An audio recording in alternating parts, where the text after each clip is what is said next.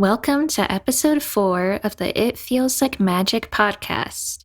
Today we'll be going over the 4Kids Winx Club dub of episodes 7 and 8 of the first season. In case you're new, I'm Rosie Vision and I make videos on YouTube, a lot of which just so happen to be Winx related. I started a video series going over each episode of the 4Kids Winx dub, since I hadn't seen it before.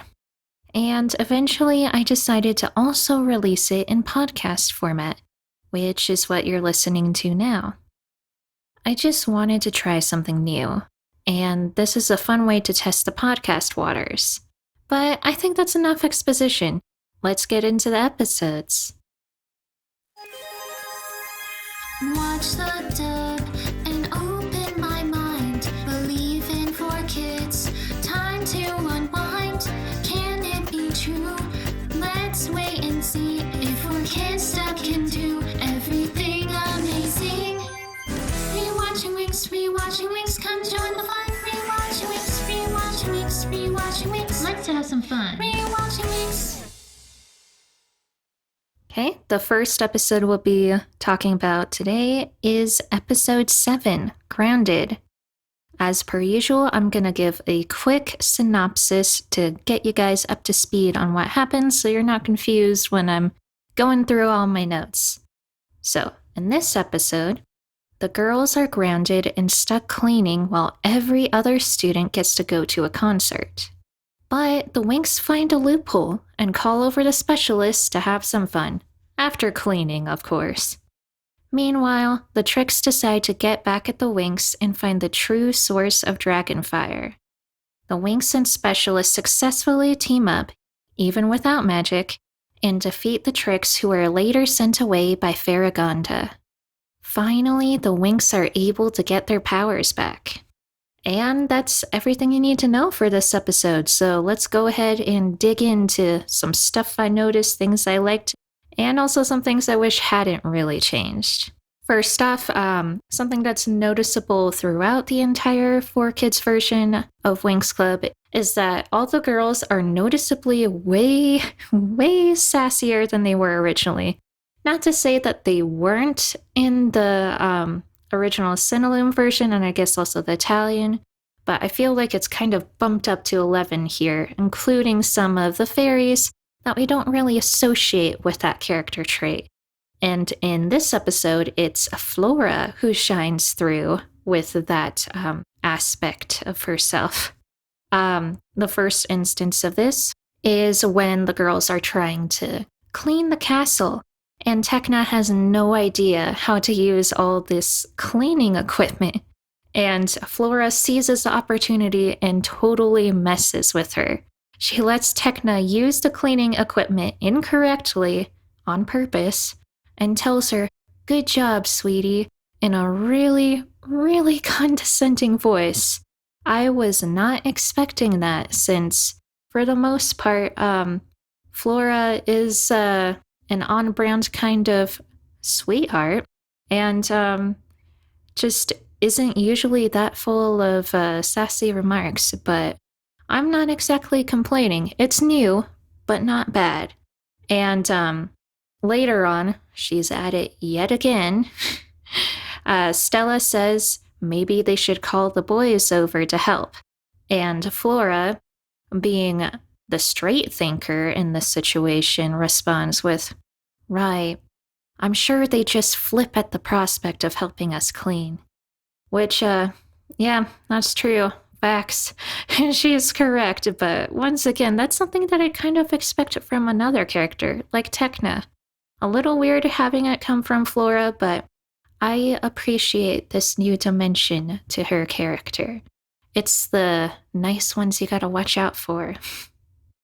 A passing line that I noticed that was kind of funny when we cut back to Cloud Tower is that apparently Headmistress Griffin had planned an event at the same auditorium that Althea has just snagged away, and their event was raising money for monsters, which raises some questions. What exactly are the monsters gonna do with that money? Is it for saving endangered monsters? Because if so, I can respect that, but it's so vague and just such a passing remark that I just don't know what to do with it except have a little laugh. So I'm sharing it with you guys now.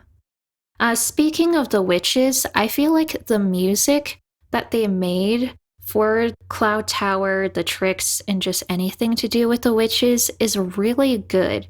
It's definitely more of a traditional take on witches. It really reminds me of something you'd hear in like a children's Halloween special, but that doesn't have to be a bad thing. It still feels like there's an ominous presence to it, but it also is something that just makes me feel a little bit giddy because it takes me back to childhood days. And I just really like the direction that they went for musically for the series, so that's good. Skipping ahead a bit, but still on topic for music. In this episode, when the girls are cleaning and they try to coax the specialist into helping them, they decide to kind of make a game out of it and sing a song.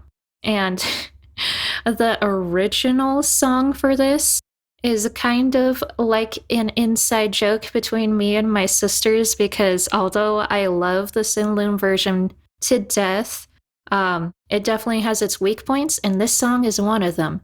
It is the strangest and I hate to say it, but like worst song that I have ever heard, but I still love it. Originally, the song is just 3 words and 3 words alone, and the melody doesn't even change at all.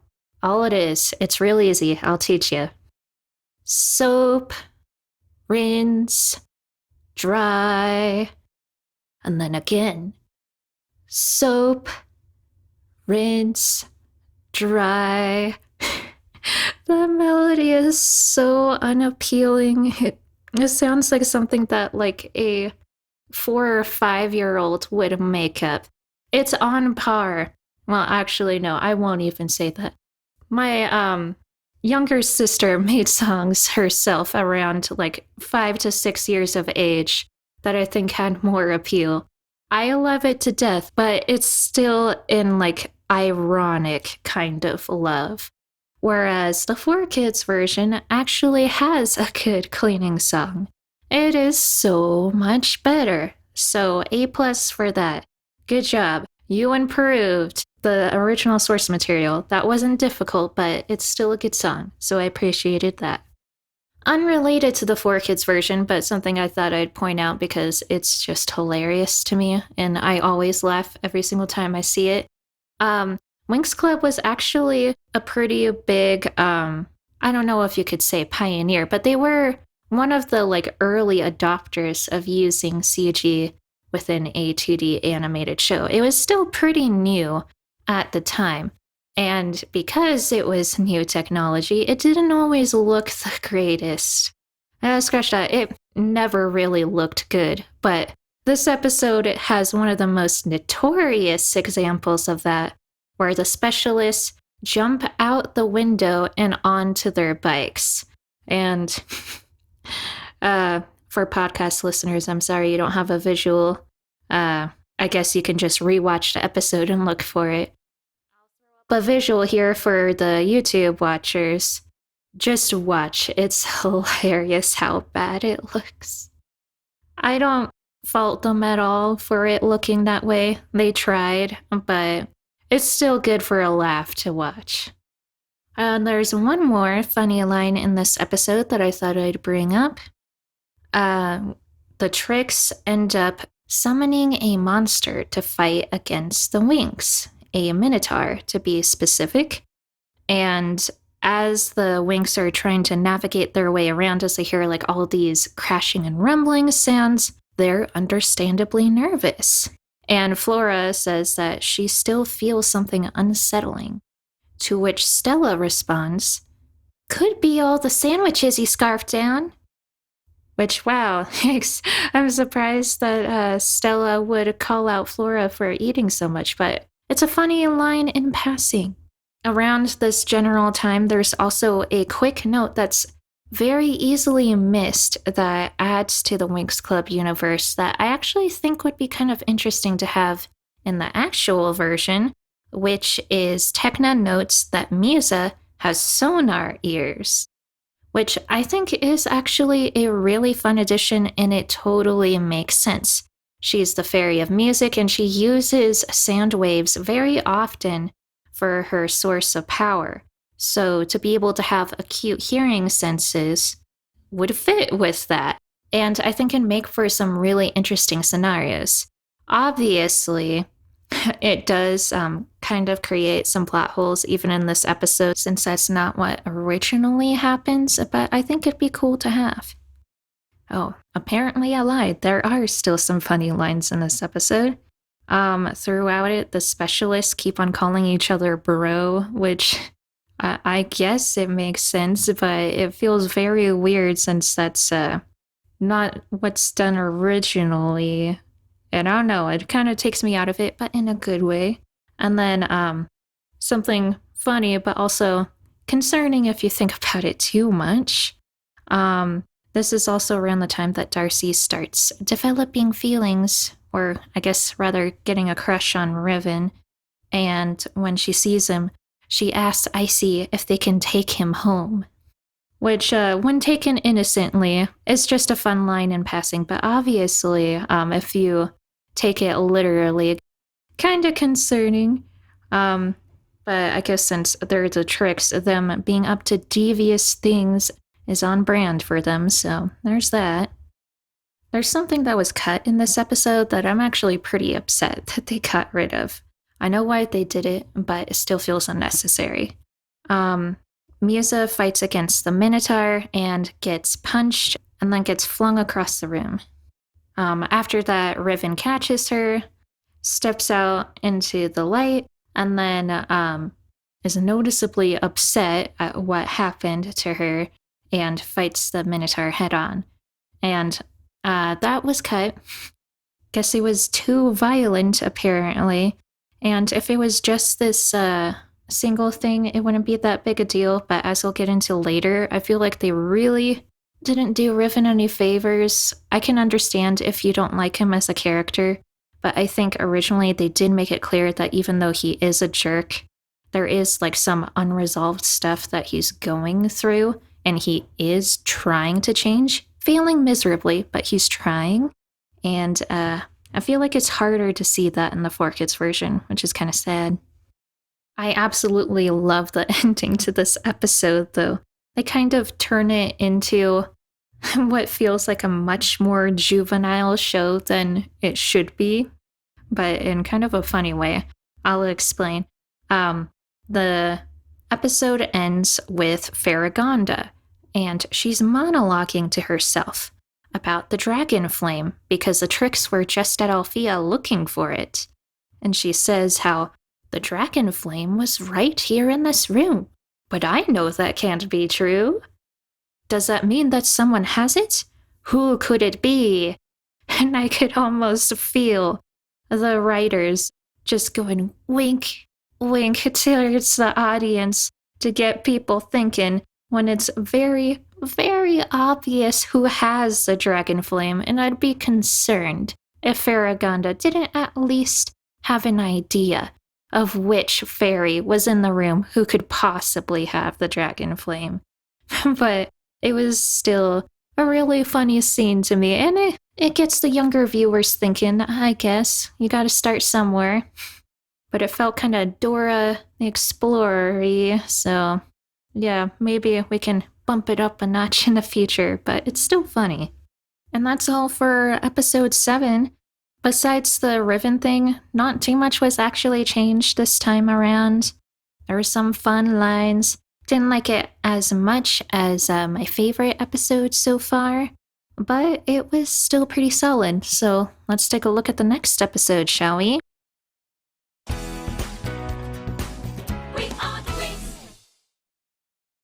The next episode is episode 8, The Day of the Rose. Here's a quick synopsis to catch you guys up. It's the Day of the Rose, a holiday in Magix where people celebrate their parents. So most of the students are away visiting family. Bloom and Stella decide to go to a festival with the specialists to celebrate. And while there's a big race the specialists are competing in.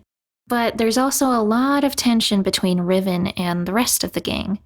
The Tricks use this opportunity to further wedge the gap between Riven and the Winx and specialists to get him on their side. Now that we're all on the same page, let's go over some of my thoughts for this episode. First off, I'm really liking Whiz in this version. I think he is a pretty enjoyable and fun character no matter which version you watch. He's probably my favorite teacher. I'd say Palladium's second. I mean, there's not too many teachers that we get to know too well. But Whiz is still top regardless for me. And they made me like him even more with a line he had in passing in this episode. He is off to go celebrate the Day of the Rose. And apparently in this version of the Winx Club universe, he plans to transform into a basilisk to scare his mom on the Day of the Rose, which I'm assuming she's used to at this point, considering the fact that apparently Whiz somehow turned his grandpa into a mouse, and he can't change him back. So yeah, just little things here and there that make Whiz a really fun character. I like it. Getting a bit more serious though, this is also the episode where we get introduced to some of the family drama between the characters. So Stella is dealing with divorce on her parents' side, which I'm glad they didn't change. They kept that there. And the other thing that's very important, family related, that I'm glad that they kept in and treated with respect was the fact that Musa lost her mother. And because of that, this is a very hard day for her. This sequence where we follow Musa and how she deals with the Day of the Rose is handled a little bit differently in this version. First things first, apparently her dad is still a musician, which I think might cause problems later, because originally her dad was a musician, but he gave it up because he felt like music was the reason that they weren't able to take care of Musa's mom when she got ill, which eventually led to her passing. So he gave up on music. And as sad as it is, it makes sense why Musa's father reacted the way that he did. So honestly, I am a little bit worried about the fact that 4Kids decided to cut this out entirely. And not only does it affect how Musa's father reacted to the death of his wife, but it also impacts the tension that Musa and her father have. A big source of conflict between the two of them is that Musa wanted to honor her mother's memory by continuing to pursue music, whereas her father wanted to shy away from it because he felt like that's what took her away from him in the first place. And having Musa's dad still be a musician and touring around, and it seems like they have a good relationship from what we're hearing, kind of messes with that. So I don't know how they address that in the future, but that's something, honestly, I'm a little bit worried about. We also get to see how Musa deals with this particular day, since it reminds her of her mother. She decides to spend it with her the only way she can, through a holographic image. And this scene was handled a little bit differently in the 4Kids version. I don't think either way is better or worse. It's just a personal choice, really. I felt like it was handled with a more hopeful tone in this version.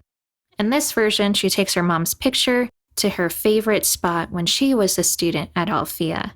And she also talks to her mother about how she's been doing, and she also decides to plan a day to spend with her mom, like going to the studio and things like that, which in the original, it felt more melancholy. I can't remember exactly how the dialogue went there, but you could definitely see the pain that she was going through. Whereas here, it feels like there is still pain, but this is how she's healing herself and coping with it all.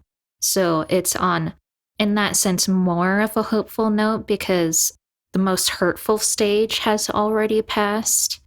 But yeah, that was an interesting change. Not sure why they decided to change the tone. Maybe just to make it a little bit lighter since they had younger viewers in mind. But it was still handled with the respect that it deserves, in my opinion. So not too bad a change. However, there was one line in the scene that kind of stood out to me, but not necessarily in a good way. In both versions, she mentions Riven to her mom because that's what's going on in her life. She's interested in someone.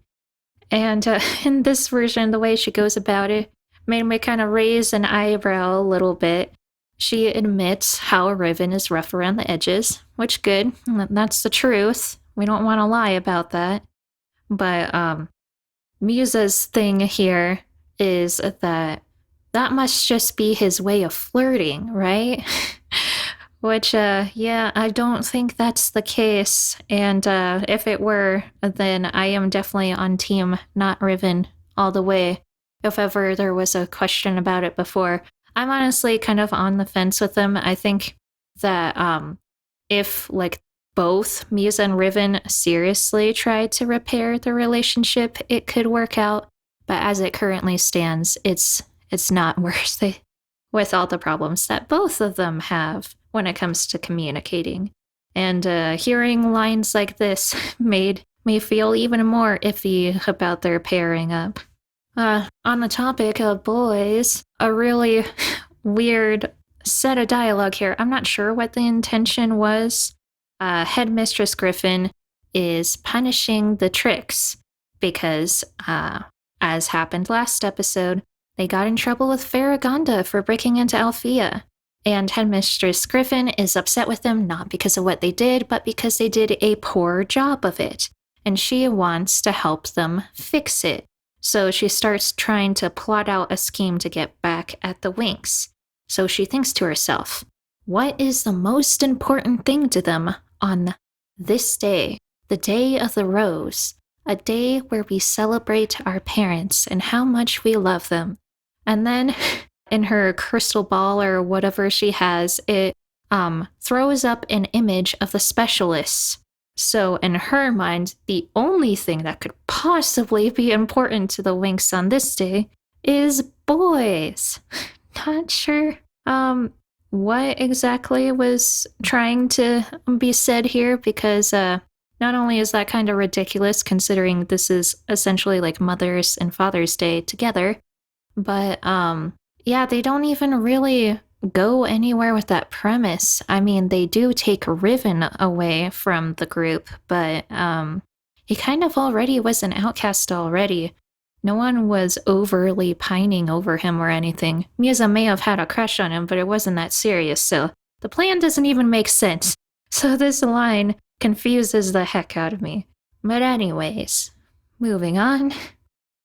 We get to more stuff that 4Kids had to tone down for audiences, but it was done in a really funny way, honestly. When we get to the races, the Winx are worried that it's gonna be dangerous, which, yes, it is from what we've seen. And Sky, who's once again being disguised as Brandon right now, Sky is trying to convince them that it's perfectly safe. So then we cut to people racing on the track or whatever it is. And someone goes skidding and flying with their bike. But we can't have that in a 4Kids show. No. We can't have kids thinking that they could possibly get hurt. So as that happens, they don't cut it out. What they do instead is they try to mitigate the situation. So they add in dialogue that's not even there in the first place and insert stuff to make it seem like everything's okay. So the driver who's skidding out says, "It's cool, I'm okay.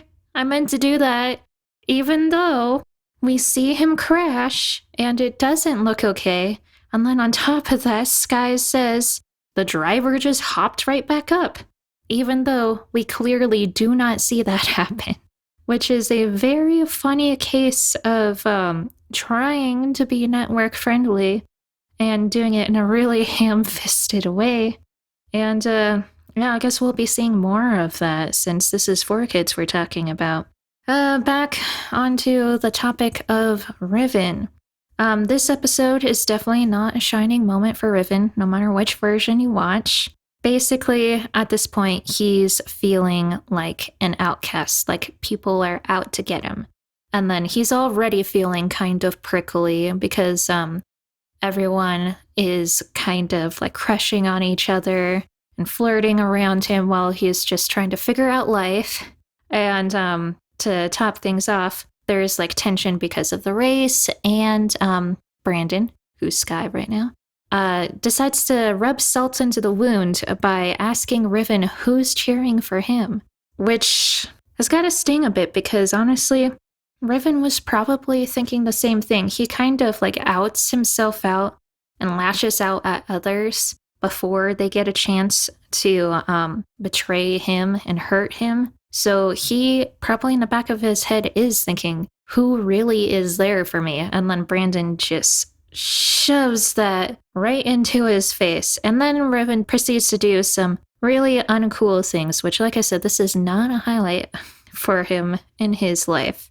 He decides to get back at Sky and Brandon for making him feel like an outsider by trying to worm his way over to Bloom. And as he does so, he tries to pretty much like take ownership of her without her permission and just basically doesn't treat Bloom with the respect that she deserves. And really, no matter what dialogue you put here, it's not going to hide the fact that what Riven's doing is not cool. However, I feel like somehow 4Kids made it feel even worse. I don't know how they did it. When Riven's trying to flirt with Bloom, it feels super creepy. Like, obviously not just the situation itself, because as I already mentioned, no amount of dialogue is gonna fix that. However, it's the performance here that really gets me. It felt more like what would realistically happen, like if someone were doing this in the real world, which was pretty unsettling, and I totally was not expecting that from a 4Kids dub of all things. So that really caught me off guard. And then on top of that, Bloom completely rips Riven a new one here. She does in the original, but in the Cinelume version, although I do like her voice actress and I think she does get better over time, the performance in that version was lacking. There wasn't enough conviction there, just kind of felt a little bit robotic and emotionless, whereas here, it was the complete opposite. She completely went off, and I believed it. And on top of that, she even mentions how she can't understand how Musa could possibly have a crush on him. Her emotions are way more believable here, and it just makes for a way more impacting scene in general. However, I'm not completely happy with how this whole thing panned out, because although I do think that they handled the Riven thing more realistically, and also the fact that Bloom rightfully defended herself and it actually felt believable, I felt like they kind of are making Riven out to be like a completely unfeeling, cold jerk and a monster. Which, yes, that is part of his character, but it's not the whole thing. That doesn't excuse his actions, but we can at least try to understand where he's coming from originally, whereas I don't feel that as much here, which just makes us think, why the heck does Musa even like him, especially considering they also cut the part where he saves her in the previous episode. So literally, she has no reason to like Riven at all in this version. Another thing that they cut that I felt like kind of showed that this wasn't quite so black and white of a situation is originally Bloom immediately regrets snapping at Riven because she realizes that even though he was totally in the wrong, she got really, really personal and humiliated him in front of everyone. The person who's already insecure because he feels like he's an outcast. And that wasn't the case here. She does say that she feels bad later, but originally she feels bad almost instantly, and that's cut here, which I thought shouldn't be the case, honestly. They also cut when the onlookers, so like Stella, Sky, Brandon, are watching this whole situation go on, they get uncomfortable after Bloom defends herself against Riven because of just how deep she gets in there, which would totally be the case, even though Riven did deserve a talking to. She really went there, and think it's only natural that everyone would feel uncomfortable. I have no idea why they cut that out, but they did. So, yeah. I have mixed feelings with how they dealt with this. I am glad that they at least kept the part where Riven storms off and kind of has like a breakdown thinking that he doesn't need anyone and really showing how he just closes people off more and more. That was good, but like I said before, they're really making him out to be a heartless monster and a jerk that no one would want to be around, which, although that was probably the case, I'd say like maybe 80% of the time, there was still a good 20% of the time when he was very humane. It obviously gets better as the series go on for a time, but yeah, even though he's at his worst in season 1 because he has that whole arc, I feel like 4Kids is taking it too far, personally. But some positivity. There's a point where the tricks transform Nut to look like Timmy to trick Bloom into giving something to Riven. And I feel like the VA for Timmy did a really good job. He was obviously playing the part of Nut, but by using his Timmy voice. And I felt like there wasn't enough of an impact originally with the Cinelume version. It just felt like Timmy, just like slightly off. Whereas this voice actor like just sounds like a complete nervous wreck, which makes way more sense since it's Nut trying to get this plan together formed by the tricks. And it was just endearing. Did a really good job. So there's some positivity. But apparently I forgot something about the whole Riven debacle that I'm kind of upset about. When Bloom goes to apologize to him and to give him the gift that was given to her by Timmy, who was really not in disguise, the way that Riven reacts in this version makes him really, really unlikable. He does say thank you, but it's extremely rushed. The performance overall for this scene just sounds really heartless and mean. And I felt like there wasn't any meaningful dialogue between the two whatsoever. You can still see the points that animators were trying to show where Riven actually cares and that he feels touched that Bloom actually went out of her way to try to apologize. You can still see those little frames, but I feel like it means nothing with the way that the scene was handled here, which is a shame because I actually really like Riven's arc for the season. It's a shame that they didn't handle his character properly from here on out because he definitely starts as a jerk, but like I said, he kind of cuts himself off from other people but still wants to cling on to them, but he's afraid. So that's why he's constantly insulting people and things like that. And this scene, I felt, well, actually, this episode is where I really feel like we start to understand where he's coming from, and we see that he actually does want to make meaningful connections. He is jealous of the others for being able to connect with each other so easily, and he wants to be accepted. But then he feels completely betrayed and backstabbed because of what happens at the end of the episode,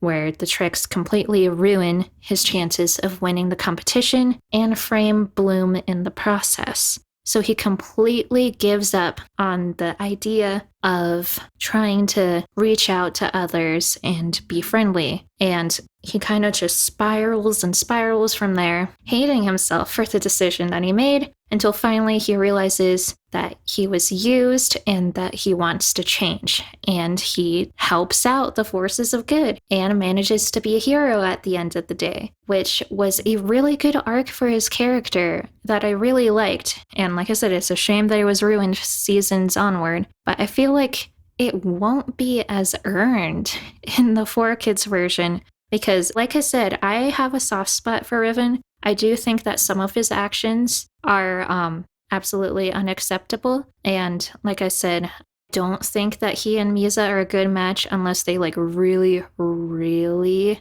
team up and work together, or like even take a break, but then try to maybe figure things out once they're in better places. But I don't expect that with Rainbow, honestly. So it's probably better just not to have it happen at all, or just be an example of a relationship that didn't work, because that's good to know too. He just feels so unlikable, and I just can't wrap my head on why Musa likes him in this version. There was at least something to cling on to originally, but I'm not seeing that here, which is a real shame. But let's end things out on a positive note. During the race, we get another original 4Kids song, and it's, I don't know if this is the title, but I'm just gonna call it the Mean Girls song. I'm sure this is a lot of people's favorites, and I can understand why. It is a total pop. The lyrics are cheesy, and it's kind of campy, but the enthusiasm is there, and I absolutely love it. It was the best part of this episode by far, and I am definitely going to be listening to it in the future. So that's definitely a good point. And I think it's about time to start wrapping up. So far, I've really been enjoying revisiting this version of Winx. It's pretty fun. There's some really catchy songs, and a lot of the voice cast is starting to grow on me. There were some things I was upset about being cut this time around, but part of it was because 4Kids was trying so hard to be network friendly, so it would be a bit unfair to put all the blame on them alone, but still. Regardless, I am still looking forward to the next bunch of episodes. Next time we'll be going over episodes 9 and 10 of Season 1. Spelled and Magical Reality Check. So stay tuned, and don't forget to keep a little bit of magic in your lives.